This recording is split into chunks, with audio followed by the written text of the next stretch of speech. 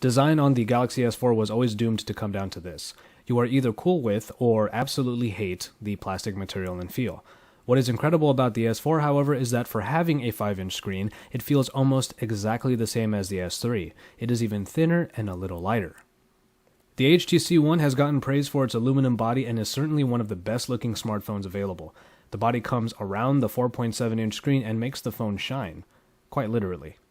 The feel is pretty much the same on both, as the full devices are around the same size. I do really love the HTC One's sleek and industrious profile, but I cannot deny Samsung their feat of making the best handling 5-inch screen device out now.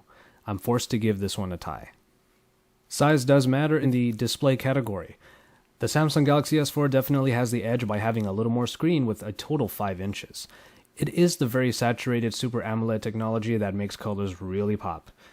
Viewing angles are great on the S4, as you can still see elements of the screen even at the steepest angles. The HTC One's LCD display is capable of the very same, but it is a little smaller. See, I'm all about the 5-inch screen, especially one as good as this. So the Galaxy S4 narrowly gets the display point. Performance on either of these devices will please anyone. You'll be zipping through either BlinkFeed or TouchWiz with absolutely no problems. That is because the Snapdragon 600 processor powers these flagships. The Antutu score draws the line, however, as the HTC One clocks in at 1.7 GHz and scores a little lower than the 1.9 GHz powerhouse found in the Galaxy S4. In terms of raw numbers, the S4 just barely gets the point, but come on. Either variant here will bring you a lot of wonderful speed and enjoyment. It's no secret that the Galaxy S4 comes with a bevy of new bits and pieces, mainly in sensors. See the full review for a comprehensive list, but I will mention the infrared sensor for air gestures, a gyroscope for pedometer abilities, and a sensitive screen that converts your finger into an S Pen. Not to mention the ability to remove that back cover and gain access to the replaceable battery and SD card slot. The S4 really does offer quite a lot. The HTC One, on the other hand, doesn't offer nearly as much as the S4, but has a couple aces in the hole. We'll get to the camera in a bit, but boom sound beckons. These front-facing speakers are spectacular performers and make the HTC One a nice little sound system.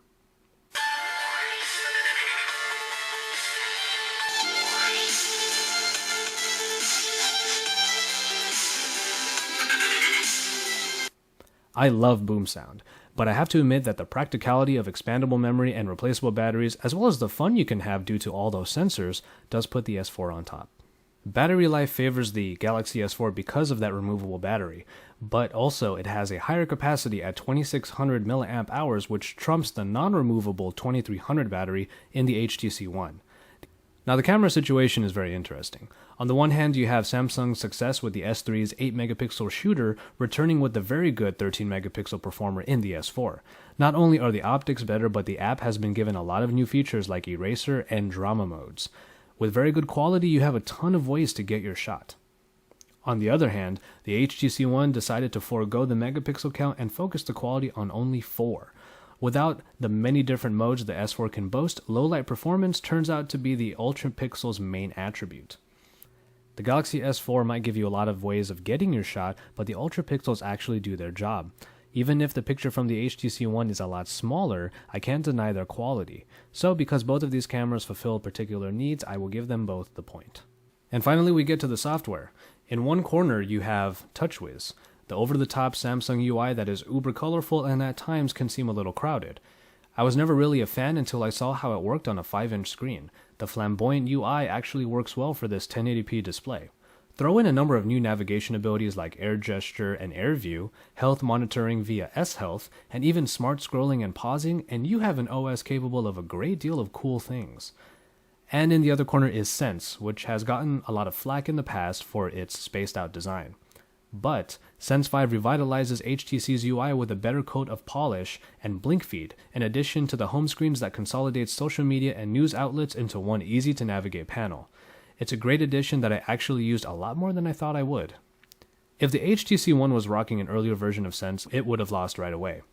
But I have to give BlinkFeed credit for taking up quite a bit of my time. TouchWiz finally looks alright to me, and its additions are quite fun to use. I will give this one a tie because, to be honest, I have fun and get things done with either one. Now, pricing on both flagships will likely be around the $200 mark for 2-year contracts in the US. Otherwise, the HTC One Unlocked actually comes in at the cheaper price of around $575 compared to the $700 unlocked price of the S4.